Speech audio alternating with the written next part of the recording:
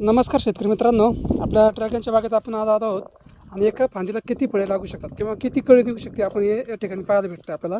समोरून जर मोजायचा आपण प्रयत्न केला तर साधारणतः 1 2 3 4 5 6 7 8 9 10 11, त्यानंतर अजून पण निघते 12 13 14, म्हणजे एका फांदीमध्ये जवळजवळ 14 ते 15 आत्ता कळी लागलेली आहे.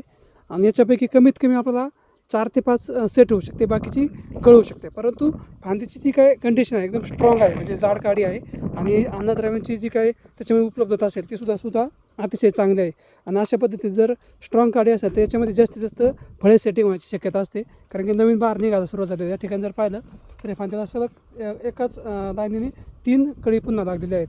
आणि आता फळांची सुद्धा आपली तोडणी चालू आहे. समोर जर पाहिलं तर अशा पद्धतीची फळे आहेत, साधारणतः 600 700 800 ग्रॅमपर्यंतची आताची फळे निघत आहेत, कारण की साईज खूप चांगली होताना दिसते. अशा पद्धतीची तोडणी करावी लागते कात्री साह्याने. आणि साईजच्या बाबतीत बोलायचं झालं तर साईजसुद्धा अतिशय जबरदस्त आहे. आणि आता जो काही बहार आहे तो निघण्यास सुरुवात झाली आहे. पहिले बहार पण तोडायचं काम चालू आहे आणि नवीन बहार पण आता निघायला चालू झालेलं आहे. आणि आता जसा पाऊस पडेल तसा आपला पुढंसुद्धा बहार निघत राहणार आहे, म्हणून आपण त्याच्यावरती सातत्य ठेवणं गरजेचं आहे, नियोजन ठेवणं गरजेचं आहे. आणि त्या नियोजनाच्या माध्यमातून आपल्याला पुढे काम करता येईल. धन्यवाद.